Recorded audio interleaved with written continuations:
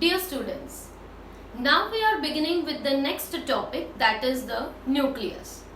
In this chapter we have so far discussed about the plasma membrane, its structure, plasma membrane के structure और plasma membrane के functions के बारे में बात की थी.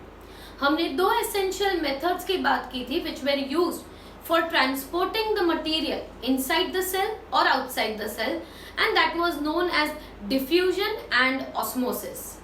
On the basis of osmosis concept हमने तीन तरह के solutions के बारे में बात की थी, hypertonic, hypotonic and isotonic.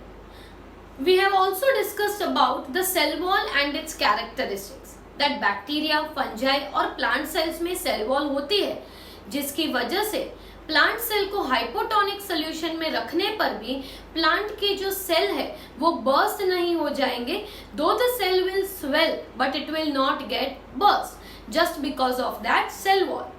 If the same is done with an animal cell, अगर एनिमल सेल को हाइपोटोनिक सोल्यूशन में रखा जाए तो एनिमल सेल जो होता है वो बर्स्ट हो जाएगा बिकॉज कोई भी सेल वॉल नहीं होती. तो ये सारी चीजें हमने आगे ऑलरेडी डिस्कस कर ली थी.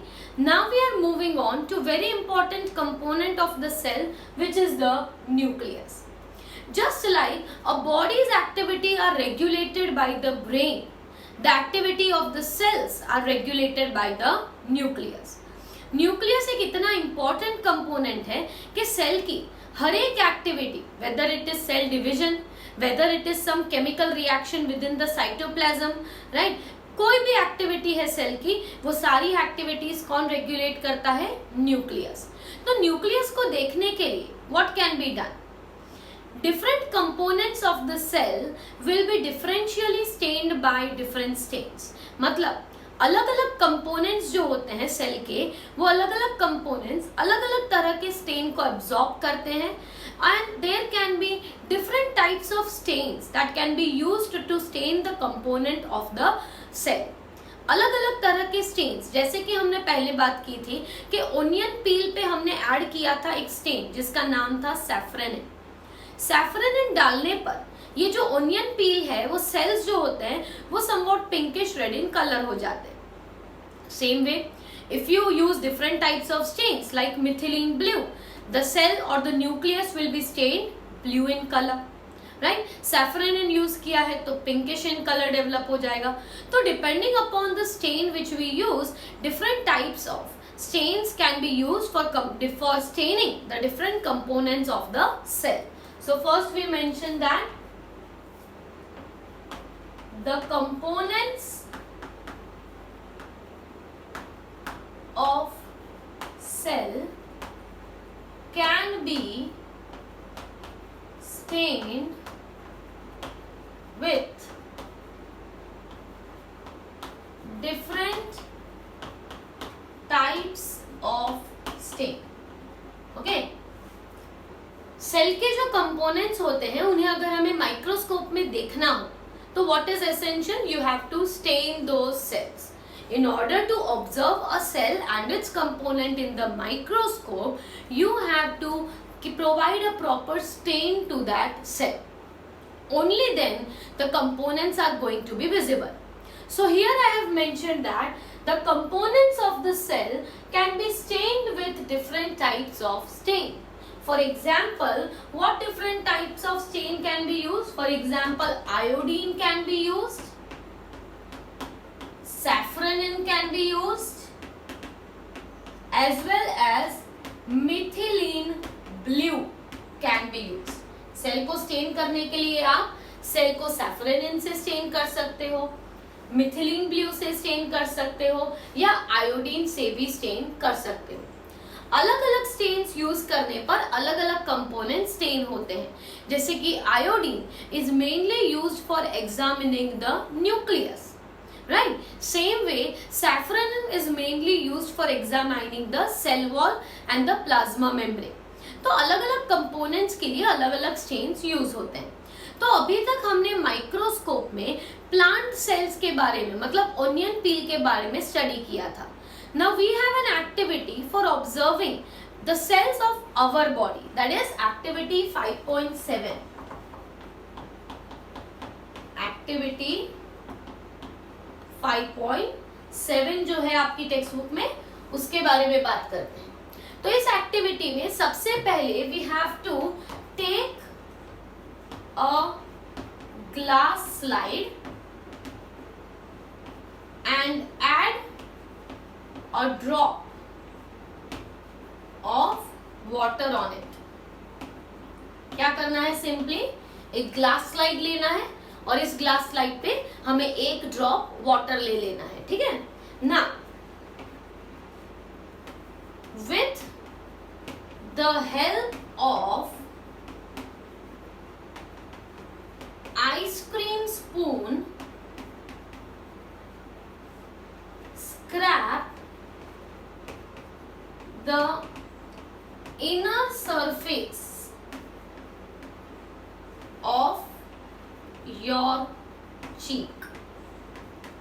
ओके, क्या करना है आपको, एक आइसक्रीम स्कूप लेना है या आइसक्रीम स्पून ले लीजिए और फिर आप आपके माउथ में डाल के जो चीक्स है उनके अंदर की तरफ जो होता है उधर थोड़ा स्क्रैप कर लीजिए, ठीक है। You don't have to scrape it very harshly, slowly also if you will scrap, some of the cells will easily come out, ठीक है। so take this, मतलब ये जो आपने स्क्रैप किया है, take this material and place it on the slide। जहां पे आपने वो पानी का एक ड्रॉप लिया है वहां पे आपको ये जो मटेरियल है उसे रख देना है और इस सेल्स को इवनली डिस्ट्रीब्यूट कर लेना है। क्या कर देना है, इवनली डिस्ट्रीब्यूट, मतलब थोड़ा सा आपको उसे फैला देना है, ठीक है। क्या किया हमने, फर्स्ट ऑफ ऑल हमने एक स्लाइड ली, स्लाइड पे हमने क्या रख दिया, अ ड्रॉप ऑफ वाटर। अब हम क्या करें, एक आइसक्रीम स्पून ले रहे हैं, we are placing it in our mouth and slowly we are scraping the inner surface of your cheeks. Cheeks को इनर सरफेस पर स्क्रैप किया, मतलब थोड़ा बहुत सेल जैसा मटेरियल जो है वो आपके स्पून में आ जाएगा। फिर आपको स्लोली उसको क्या कर देना है, आपने वो जो ऑलरेडी स्लाइड ली थी जिसपे आपने ड्रॉप ऑफ वाटर रखा था उसमें आपको रख देना है और इवनली थोड़ा सा डिस्ट्रीब्यूट कर देना है। इवनली डिस्ट्रीब्यूट करना मतलब सब जगह पे वो जो सेल्स हैं वो थोड़े डिस्ट्रीब्यूट हो जाएंगे। And then after you have to add the stain, that is which stain you have to add, iodine। क्या डाल देना है उस पे, iodine। so what do we observe, we have to observe in the microscope। तो अब हम क्या करेंगे, इस पे हाँ ऑब्वियसली स्टेन कर दिया, आयोडीन डाल दिया है, तो इस पे क्या करना पड़ेगा, कवर स्लिप रखना पड़ेगा और फिर हम इसे क्या देखेंगे, माइक्रोस्कोप के अंदर ऑब्जर्व करेंगे। तो माइक्रोस्कोप में ऑब्जर्व करने पर what do we observe, so our question is what do we observe, हमें क्या देखने को मिलेगा यहाँ पे, we will able to see over here the presence of a oval dot like structure inside each cell। what is observed, an oval dark dot like structure, is observed in each cell। and what is it, it is the nucleus। क्या होगा वहां पे, nucleus होगा, ठीक है। तो पहले हमने ये बात की कि सेल के अलग अलग कंपोनेंट्स को देखने के लिए हमें अलग अलग तरह के स्टेनिंग एजेंट्स यूज करने पड़ते हैं। सेल के केमिकल कंपोजिशन के बेसिस पे ये कंपोनेंट्स अलग तरह से स्टेन होंगे। कोई कंपोनेंट्स बहुत ज्यादा स्टेन हो जाएंगे, some of the components will remain lighter. तो आप कौन से स्टेन्स यूज कर सकते हो, आप आयोडीन यूज कर सकते हो, सैफरेनिन यूज कर सकते हो और मिथिलीन ब्लू भी यूज कर सकते हो। हमने यहाँ पे ऑलरेडी ओनियन पील के सेल्स पहले ऑब्जर्व किए थे। We had observed its structure that how it is going to appear, पर हमने ह्यूमन बॉडी के कोई भी सेल्स ऑब्जर्व नहीं किए थे। तो ह्यूमन बॉडी के सेल्स को ऑब्जर्व करने के लिए हमारे पास एक्टिविटी है 5.7। क्या किया आपने, एक ग्लास स्लाइड लिया, ड्रॉप ऑफ वाटर रख दिया, इनर सरफेस से चीक के सेल्स रिमूव किए और उस पे डाल दिए, इवनली डिस्ट्रीब्यूट कर दिया, आयोडीन का ड्रॉप ऐड कर दिया, राइट, कवर स्लिप रख दिया और माइक्रोस्कोप में देखा। तो माइक्रोस्कोप में हमें दिखता है कि हर एक सेल के अंदर कुछ ओवल डॉट लाइक स्ट्रक्चर है जो सेल के सेंटर में देखने को मिल रहा है।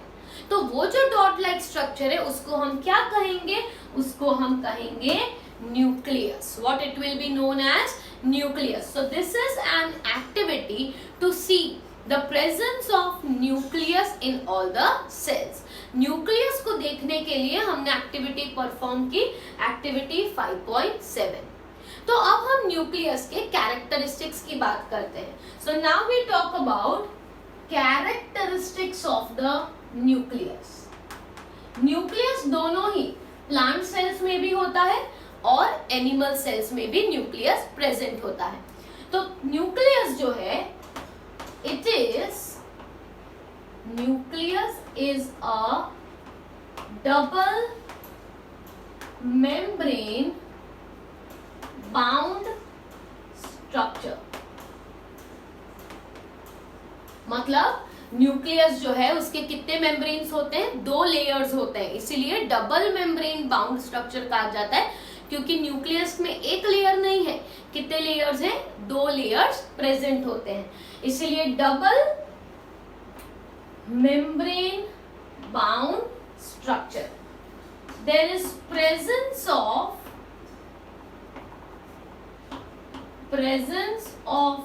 nuclear pores। और क्या चीज प्रेजेंट होती है, न्यूक्लियर पोर्स होते हैं फॉर ट्रांसपोर्ट ऑफ सब्सटेंसेस और transport of material from nucleus to cytoplasm. Second character क्या है कि न्यूक्लियस के मेम्ब्रेन में होते हैं न्यूक्लियर पोर्स, और ये न्यूक्लियर पोर्स क्या करते हैं कि न्यूक्लियस के अंदर जो कोई भी प्रोटीन या कुछ सिंथेसाइज होता है उसे बाहर भेजते हैं, और कहाँ भेजते हैं, it is sent into the cytoplasm. Where it is sent, cytoplasm. तो मैं आपको ये दोनों पॉइंट्स कैसे बता देती हूँ। फॉर एग्जाम्पल ये हमारा पूरा ही एक एनिमल सेल है, ठीक है, इसके सेंटर में न्यूक्लियस लोकेटेड होगा। सो nucleus will be appearing something like this, क्योंकि डबल लेयर्ड है, राइट। तो न्यूक्लियस जो है ऐसे सेंटर में होगा, और आप देख सकते हो कि मैंने क्या किया है, यहाँ पे थोड़े गैप्स छोड़ दिए हैं। तो ये जो है ये हमारा प्लाज्मा मेम्ब्रेन है, सेल मेम्ब्रेन, और ये जो है ये है न्यूक्लियर मेम्ब्रेन। क्या कहेंगे इसे, न्यूक्लियर मेम्ब्रेन कहेंगे, ठीक है, क्योंकि हमने कहा कि न्यूक्लियस जो है वो डबल मेम्ब्रेन बाउंड स्ट्रक्चर है। मतलब यहाँ पे आपको 2 जो लेयर्स दिख रहे हैं वो 2 लेयर्स हैं किसके, न्यूक्लियस के। और एक चीज आप जो यहाँ पे छोटी गैप्स देख सकते हो उसे हम कहेंगे न्यूक्लियर पोर्स। न्यूक्लियर पोर जो होता है, पोर मतलब होल, छोटा सा ओपनिंग, ये पोर क्या करता है, तो न्यूक्लियस के अंदर बने हुए सब्सटेंस को सेल के न्यूक्लियस के बाहर साइटोप्लाज्म में अगर भेजना हो तो किससे भेजेंगे, through the nuclear pores they will be sending out the material. So is it clear, that will be sent outside by this, okay. और एक चीज, अब न्यूक्लियस के अंदर क्या होता है, तो न्यूक्लियस के अंदर होता है जेनेटिक मटेरियल, राइट, जिसे हम कहते हैं हमारा डीएनए। पर ये डीएनए कभी भी अकेला नहीं होता, DNA is always associated with proteins, जिसे कहा जाता है chromatin. So here there will be presence of very thin thread like structures which is known as the chromatin. क्या प्रेजेंट होगा, क्रोमेटिन। और एक कंपोनेंट होता है जिसे कहा जाता है न्यूक्लियोलस, हावेवर आपकी टेक्स्ट बुक में मेंशन नहीं है। तो क्रोमेटिन क्या है, chromatin is DNA plus proteins. Chromatin जो होता है वो नॉन डिवाइडिंग सेल, मतलब जो सेल डिवाइड नहीं होने वाला उसमें क्रोमेटिन फॉर्म में होता है। और जो सेल डिवाइड होने वाला है उसमें ये क्रोमेटिन बहुत ही ज्यादा कॉम्पैक्ट हो जाता है और उसे हम कहते हैं chromosomes. Okay, so now we will understand what is chromatin and what is chromosome. इसके बारे में हम अब आगे डिस्कस करते हैं।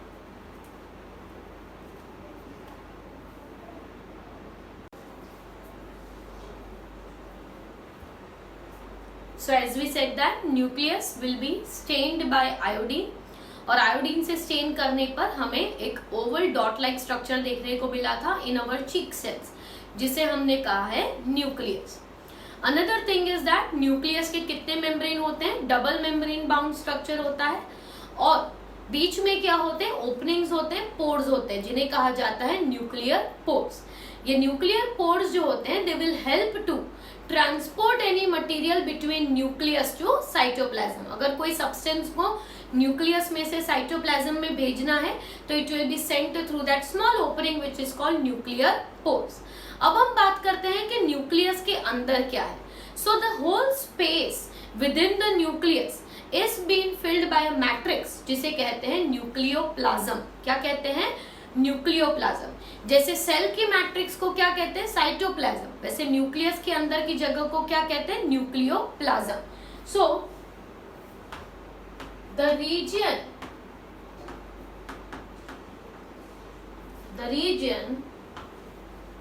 within the nucleus, रीजन कहो या तो फिर मैट्रिक्स कहो, the matrix within the nucleus is called, क्या कहा जाता है? न्यूक्लियोप्लाज्म। स्टूडेंट्स ये एक पॉइंट आपकी बुक में नहीं है, राइट? न्यूक्लियोप्लाज्म आपकी बुक में नहीं दिया गया है, पर आपको याद रखना है जैसे सेल के पास साइटोप्लाज्म है, न्यूक्लियस के अंदर की मैट्रिक्स को क्या कहते हैं? न्यूक्लियोप्लाज्म। सो ये न्यूक्लियोप्लाज्म हम इसलिए मेंशन कर रहे हैं क्योंकि हमें लिखना है कि न्यूक्लियोप्लाज्म में होता क्या है। तो nucleoplasm, the nucleoplasm consist of thin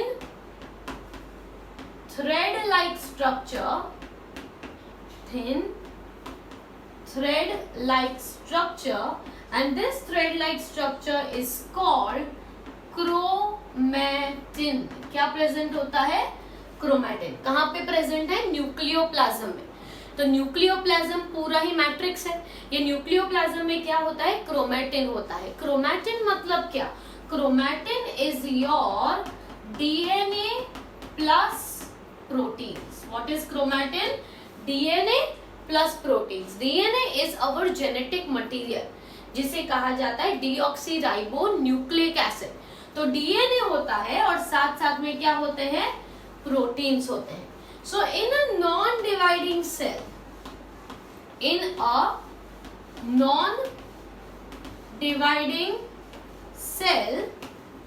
chromatin is present।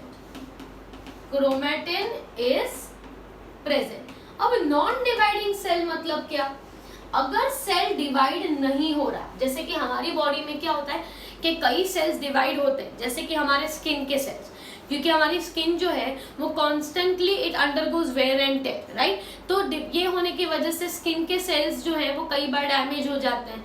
दूसरा, हमें आराम से कोई चोट लग जाती है तो भी डैमेज हो जाते हैं, फिर नए सेल्स आते हैं वहां पे। तो वो जो सेल्स हैं वो सेल डिवीजन करते हैं, पर जैसे कि हमारी बॉडी में नर्व सेल है तो नर्व सेल्स जो होते हैं वो डिवाइड नहीं होते। तो जो नॉन डिवाइडिंग सेल्स होते हैं उनमें क्या प्रेजेंट होता है? क्रोमैटिन। नॉन डिवाइडिंग सेल्स में क्या प्रेजेंट होता है? क्रोमैटिन। पर अगर वो एक डिवाइडिंग सेल है, मतलब जो डिवाइड होने वाला है, उन सेल्स में ये क्रोमैटिन जो होता है वो बहुत ही थ्रेड जैसा पतला होता है, पर ये क्रोमैटिन जो है वो डिवाइडिंग सेल्स में बहुत ही ज्यादा कॉम्पैक्ट हो जाता है, कंडेंस हो जाता है, और ऐसे कंडेंस जेनेटिक मटेरियल को हम कहते हैं chromosomes. So in a dividing cell, the chromatin gets condensed to form the chromosomes. क्या बनता है? Chromosomes, which are small rod shaped structures. ये क्रोमोसोम्स कुछ इस तरह दिखते हैं, ठीक है, तो एकदम थिक होते हैं, जबकि क्रोमेटिन जो होता है वो एकदम से ऐसा थ्रेड जैसा होता है। तो chromatin is a thread like structure. जब ये बहुत ही ज्यादा कॉम्पैक्ट हो जाता है तो क्या बनता है? क्रोमोसोम्स। हमारे पास ऐसे एक सेल के अंदर 23 पेयर्स ऑफ क्रोमोसोम्स हैं। ह्यूमन सेल में एक सेल के अंदर 23 पेयर्स, मतलब एक न्यूक्लियस में 23 पेयर्स मतलब टोटल 46 क्रोमोसोम्स होते हैं एक सेल में।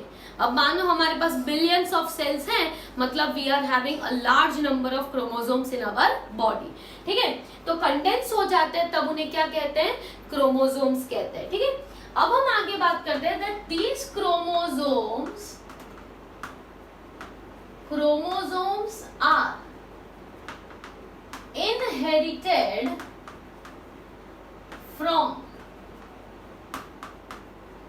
parents to their offsprings। ये जो क्रोमोसोम्स हैं वो हमें कैसे मिलते हैं? तो we derive the chromosomes from our parents, क्योंकि जब female and male gamete fuse होता है, एग जो होता है वो स्पर्म से कंबाइन होता है तो जाइगोट बनता है। तो एग में भी 23 क्रोमोसोम्स होते हैं और स्पर्म में भी 23 क्रोमोसोम्स होते हैं। तो हमारे पास जो एक्चुअली क्रोमोसोम्स हैं, that set is been derived from what? Derived from our parents. So chromosomes are inherited from parents to offsprings and responsible for different characteristics. What are they responsible for? Different characteristics. Characteristic मतलब जैसे कि हमारा आई colour है, हमारा hair colour है, right, हमारी height है, हमारा बॉडी स्ट्रक्चर है, हमारा स्किन कलर है, ये सारे कैरेक्टर्स इनहेरिटेड होते हैं। और इनहेरिटेड मतलब जो एक जनरेशन से दूसरी जनरेशन में पास ऑन हो।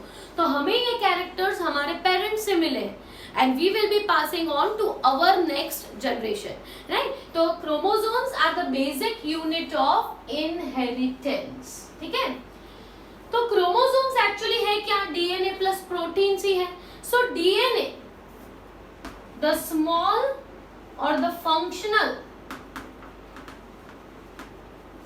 segments of DNA, functional segments of DNA are known as, the functional segments of DNA are known as genes। क्या कहा जाता है? genes। जो DNA के छोटे से सेगमेंट्स होते हैं, हर एक सेगमेंट को कहा जाता है genes।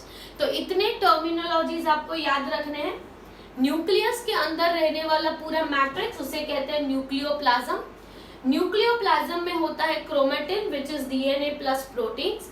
नॉन डिवाइडिंग सेल में थ्रेड लाइक स्ट्रक्चर होता है क्रोमेटिन। डिवाइडिंग सेल में ये स्ट्रक्चर कंडेंस हो जाता है to form the chromosomes. Chromosomes जो होते हैं वो इनहेरिट होते हैं from the parents to the offsprings, that is from generations to generations. And the functional unit of each DNA, DNA के अंदर जो छोटे छोटे सेगमेंट्स हैं, हर एक सेगमेंट को क्या कहते हैं? Jeans. So segment of DNA, a fragment of DNA is known as what? It is known as the genes. और एक चीज, न्यूक्लियस जो है, nucleus controls all the activities, or you can say chemical reactions occurring in the cytoplasm. Cytoplasm में होने वाली हर एक activity को रेगुलेट कौन करता है? Nucleus. It is responsible for controlling every activity occurring in cytoplasm. Whether किसी का ब्रेकडाउन हो रहा है, कोई सब्सटेंस या कोई नया सब्सटेंस फॉर्म हो रहा है, या एनर्जी रिलीज हो रही है, या कुछ भी रिएक्शन है, हर एक एक्शन पे काम कौन करता है? Nucleus. It is the control centre. Okay, so that is one of the most important function of the nucleus. It controls all the activities occurring inside the cell. Also, nucleus is very important. Nucleus plays an important role during cellular reproduction. During cellular reproduction. अब cellular reproduction is nothing but it is your cell division. ठीक है, तो nucleus का और एक जगह पे important function आ जाता है और वो है सेल डिवीजन के बाद. सेल डिवीजन मतलब क्या? That from a parental cell to new daughter cells are formed. Two new daughter cells are formed. अब इसे हम सेल्यूलर रिप्रोडक्शन क्यों कहते हैं?